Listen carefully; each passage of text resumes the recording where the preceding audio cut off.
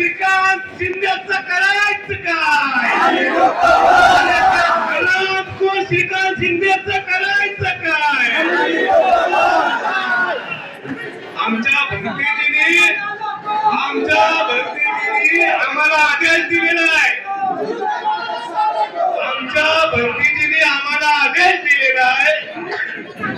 आणि आशिष भाऊने कायद्याच्या नुसार कसे घोडे लावायचे ते देखील सांगितलेलं आहे. पण हे कल्याण म्हणली काही नाजायज अवलाद जी काल पोस्टर लावून फिरत होती पंडितजीच्या विरोधात त्याला दणक्या देण्याचं काम आम्ही भीम सैनिक करणार आहे. अरे कायद्याची लढाई कायद्याने लढू, शांततेची लढाई भक्तीची लढतील. अरे तुमचे दोन बाप आहे का? अरे तुमचे जर दोन बाप आहे तर त्या दोन बापाच्या सोबतच जयदेव राणेचा तुम्हाला बिलकुल इन्व्हेस्टिगेशन हे FIR दाखल झाल्यानंतरच सुरू होतं. FIR दाखल झाला आहे का? नाही. आणि SIT स्थापन करण्याचा जो अधिकार आहे तो स्टेट गव्हर्नमेंटला आहे, आयुक्ताला नाही, KDMCच्या. त्यानंतर हायकोर्टाला आहे, सुप्रीम कोर्टाला आहे. परंतु तो दिशाभूल काय करतोय श्रीकांत शिंदे? तो KDMCच्या आयुक्ताला पत्र लिहितोय तू SIT स्थापन कर. अरे तो आयुक्तच आमचा आरोपी आहे. कायद्यामध्ये अजून एक प्रोव्हिजन आहे की एखादा राजा जर आरोपी असेल तर तो राजा त्या प्रकरणामध्ये स्वतःची चौकशी करू शकत नाही, स्वतःच इन्व्हेस्टिगेशन करू शकत नाही. अरे आयुक्त बाबा तू आमचा आरोपी आहे आणि तो श्रीकांत शिंदे तुला सांगतोय तू SIT स्थापन कर, तू इन्व्हेस्टिगेशन कर. म्हणजे कशा प्रकारे ही आपली दिशाभूल केली जाते हे तुम्ही पहिले लक्षात घ्या. त्यानंतर बनतेजींनी जे पजेशनचे मुद्दे मांडलेले आहेत त्यामध्ये एक राहून गेलं की आपल्याकडे एक कल्याण कोर्टाची ऑर्डर आहे, सिव्हिल कोर्टाची. त्यामध्ये सिव्हिल कोर्टाने एकदम ज्या माणसाला TDR दिलेला आहे KDMCनी, बोगस माणसाला, तो बोगस माणूस कल्याण कोर्टात जातो आणि तो सांगतो मी ह्या जागेचा मालक आहे, बनतेजींना डिस्पोजेस करा. परंतु न्यायालयाने त्याच्यामध्ये निकाल दिलेला आहे की हा जो माणूस आहे हा स्वतःची मालकी सिद्ध करू शकलेला नाहीये आणि बुद्धिस्ट मॉन्क जे आहेत ते खूप वर्षापासून तिथे पोझिशन मध्ये आहेत, त्यामुळे त्यांना डिस्पोजेस करू शकत नाही. आणि अशा माणसाला KDMCने TDR दिलेला आहे. हा भ्रष्टाचार आहे. आणि तो आयुक्त पत्रकार परिषद घेऊन सांगतो की बाबा आम्ही TDR वाढलेला आहे आणि जागा आमच्या मालकीची आहे. म्हणजे आमची ही पण मागणी आहे की बाबा याच्यामध्ये पण गुन्हा दाखल झाला पाहिजे आणि TDRचा भ्रष्टाचार हा लोकांच्या समोर आला पाहिजे आणि SIT स्थापन झाली पाहिजे. परंतु SIT स्टेट गव्हर्नमेंट स्थापन केलेल्या आयुक्ताला अधिकार नाही, तो आपला आरोपी आहे. त्यामुळे आपलं हे जे आंदोलन आहे मित्रांनो, हे कोणत्या नुसतं बौद्धांचं आंदोलन नाहीये किंवा हे नुसतं बुद्धभूमीचं आंदोलन नाहीये. हे प्रकरण आता संपूर्ण भारत देशात सोशल मीडिया थ्रू पसरलेलं आहे. जर तुम्ही सोशल मीडिया पाहिला तर प्रत्येक 2 रीलच्या पाठीमागे एक रील बुद्धभूमी फाउंडेशनचं आहे. त्यामुळे ह्या आंदोलनाला खूप मोठी आता व्याप्ती प्राप्त झालेली आहे आणि हे आंदोलन आपल्याला चेतवत ठेवायचं आहे. जोपर्यंत आपल्या मागण्या पूर्ण होत नाहीत तोपर्यंत आपल्याला हे आंदोलन चेतवत ठेवायचं आहे. हे जे आता इथे ब्रिज केलेला आहे, भंतेजींची पहिल्या दिवसापासून मागणी होती की ह्या ब्रिज मुळे बुद्धभूमीचे 2 भाग होत आहेत, त्यामुळे हा ब्रिज तुम्ही इकडनं घ्या. ही जागा देखील बुद्धभूमीचीच आहे. लता मंगेशकर नावाची एक गायिका आहे, माहित असेल तुम्हा सगळ्यांना, होती सॉरी.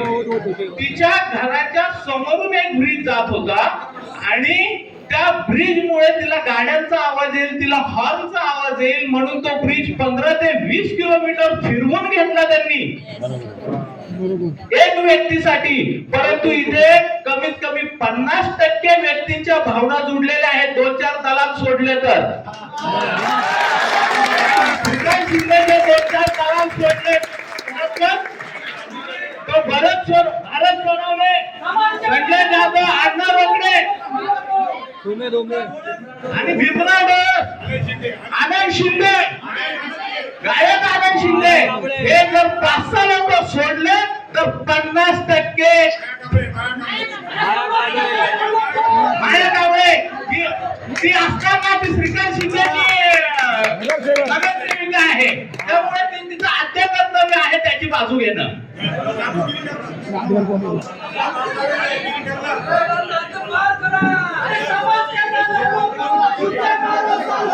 आणि पत्रकार सोनवणे कोण आहेत ते पण आले होते, त्याच्याबद्दल माझ्याकडे अधिकृत माहिती नाहीये ते कधी आले होते, काय आले होते, परंतु यांनी सगळ्यांना माहिती आहे ते आले होते.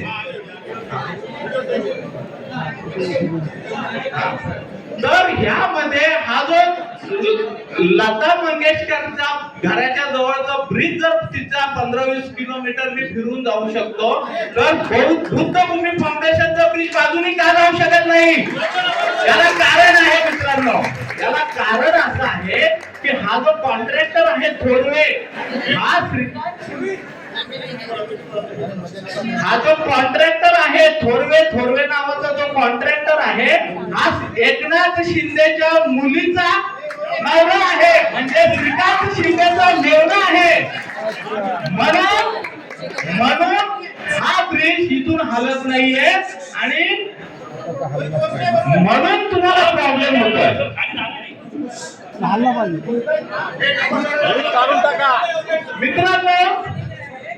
मित्रांनो मला एक सांगा, ह्या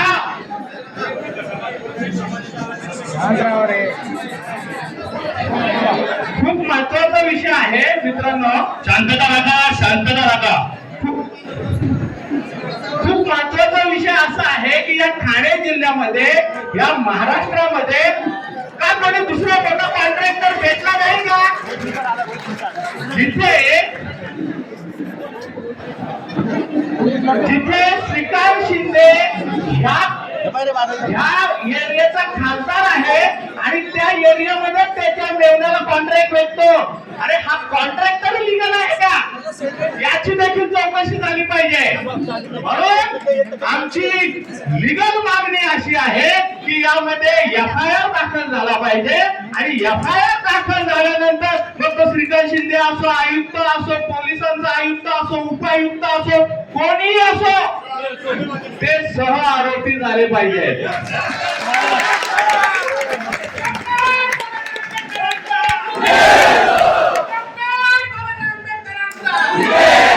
हे जे मी आज बोलत आहे हे पूर्ण कायदेशीर बाबीने बोलत आहे.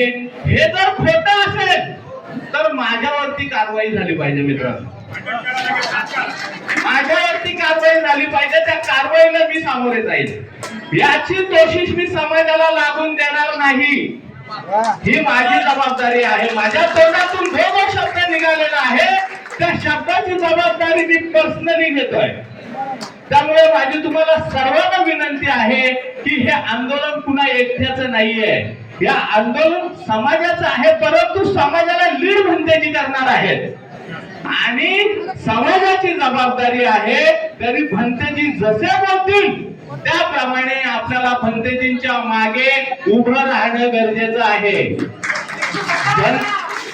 या आंदोलनामध्ये शेवटचा जो निर्णय असेल तो भंतेजींचाच असेल, परंतु पुढची जी रूपरेषा आहे, भंतेजींनी सांगितलेली रूपरेषा मी पुन्हा एकदा रिपीट करतोय.